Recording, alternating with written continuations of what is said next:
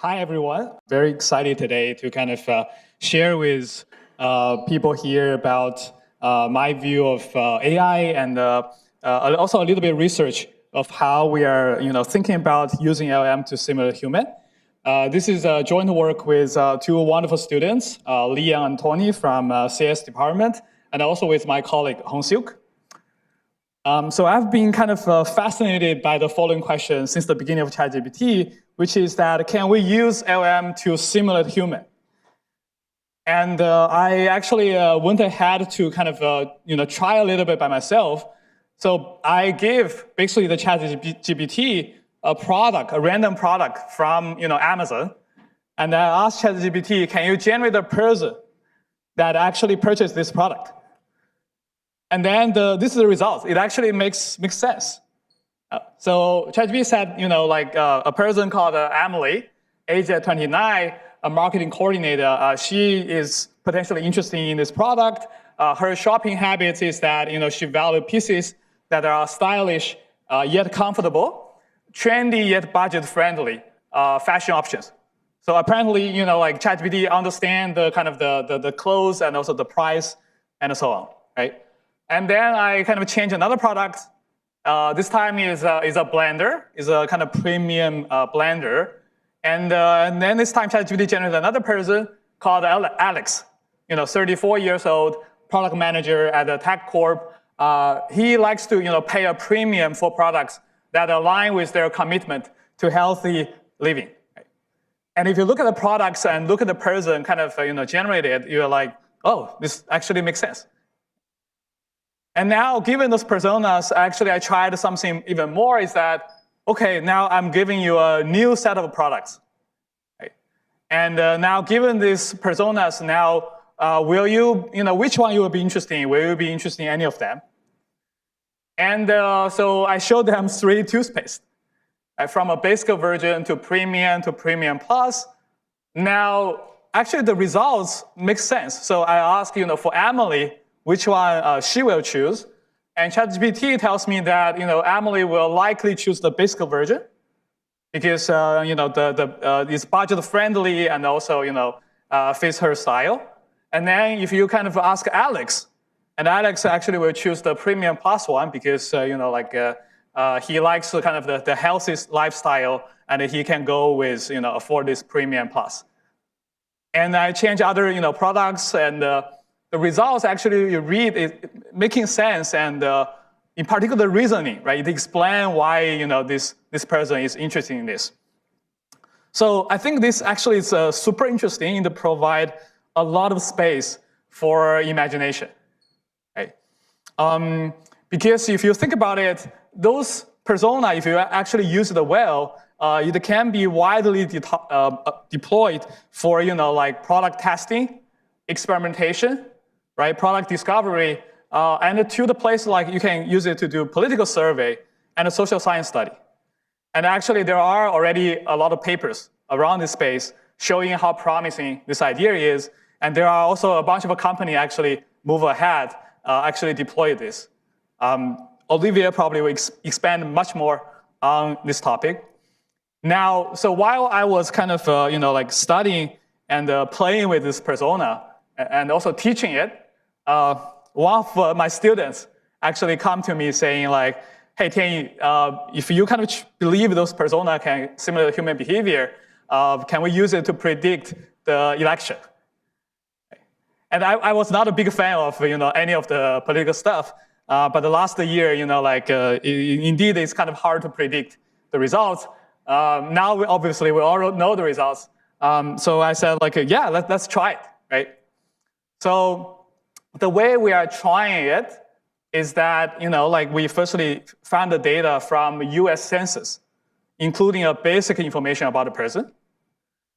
And, we ask LLM to generate more information about this person, from a basic information and to more kind of a freestyle description. Right? And all those kind of following, this common practice, right, in the field. Now, given this persona, so first of all, I know there could be a bias, right, in this prediction. But this is what I get. I know it's going to be biased, but this is kind of a little bit like beyond my expectation. So I try to kind of like make sense of it and try to make it more rigorous, right? Kind of a scientific curiosity. So we tried a different way of adding information to the persona, starting from adding basic information, and now to kind of more like personality, and finally to more kind of freestyle. And this is what we observe. So if you add more information to the LLM, you will get more biased. And the same thing happened for 2020 and 2016. And if you think about it, because LLM is biased, probably many people have already felt it, but this is a new type of bias because it's not about the simulation itself, it's about the generation. It's about the person you generate is actually biased. And we also try this for different models, across different ways of generating personas. Actually, across 5 different types of LLMs, using them kind of cross-checking each other. The phenomena is kind of consistent. Right? If you are kind of adding more information to the person profile, the results becomes more biased.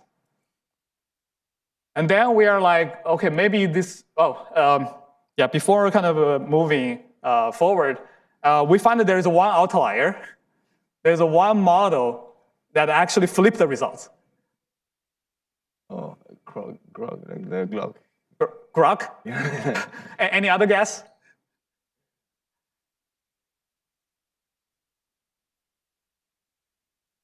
So it's actually a model from Baidu. Oh. So I think this is super interesting, right? It's kind of showing you like different training data, how different maybe different ways of training the data will give you very different results that you can't actually predict. But I think what is more important is that those bias, if it's just for this one particular political question, that might be fine.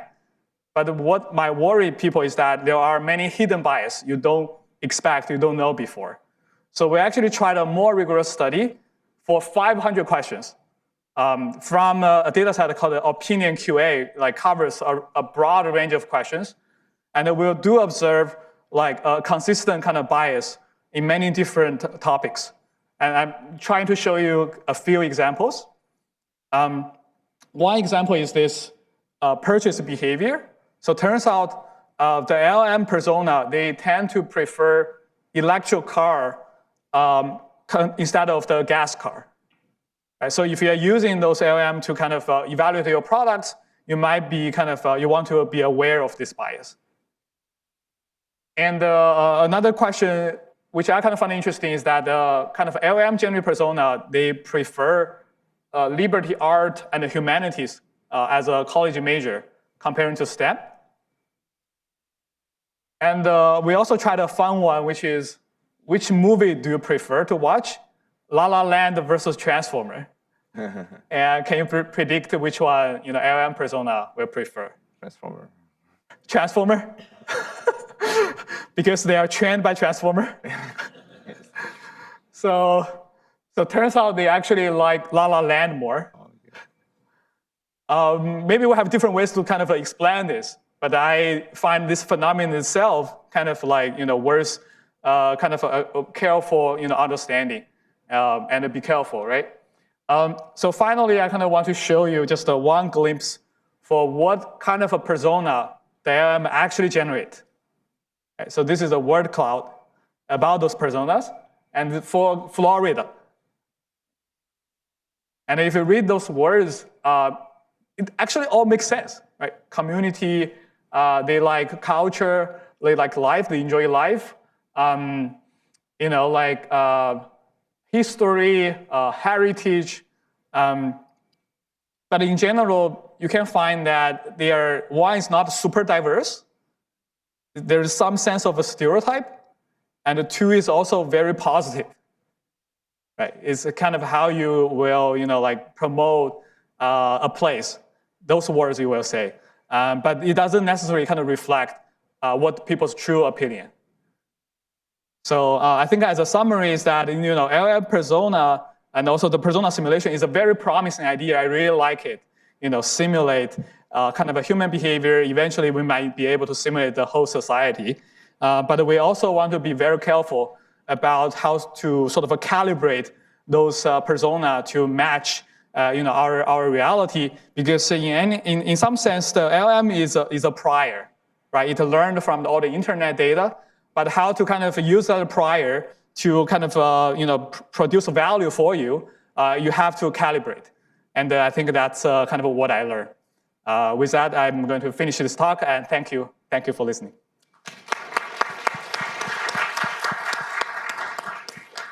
Another question. So when you say biased, do you mean wrong or like biased in? Yeah. So exactly. So when we say bias, we need a ground truth, right? I think for kind of an election, you have a ground truth. For purchase behavior, actually, you don't have a ground truth. But you do observe a trend, right? And then there's a question, which way of generating persona actually reflects the reality? I think this kind of phenomena here showing that, you need to be careful about how you are going to generate them, because each different way may lead to a completely different results, and that will cause impact to your decision. So always remember to calibrate, ask whether the simulation and the persona profile itself match your customers. That's important. Okay. Yes. Thanks very much for the talk. So my question is, when you are simulating the LLM persona, have you considered about the interaction between the personas that might contribute to the personality of individual, or that's more like a group behavior kind of simulation?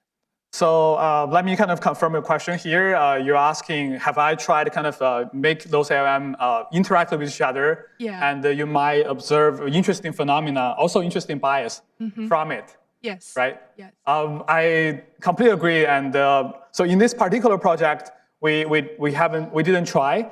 But there is another kind of project we are doing right now, which is sort of, if you imagine nowadays, if you want to find a job, you will submit your CV, right?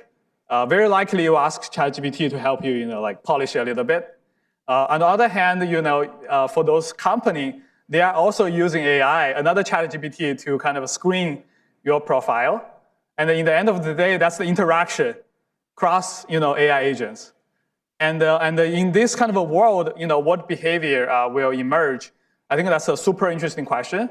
And I do know a few studies actually from even our speakers today in this area. And I personally kind of feel like, in particular, the bias, right, in those settings, it's hard to control now, right? For one LLM, maybe it's easy to evaluate and to test. But now, if you have multiple LLMs, that question becomes even more important. And I personally feel like that's a very interesting direction to explore. Thank you very much.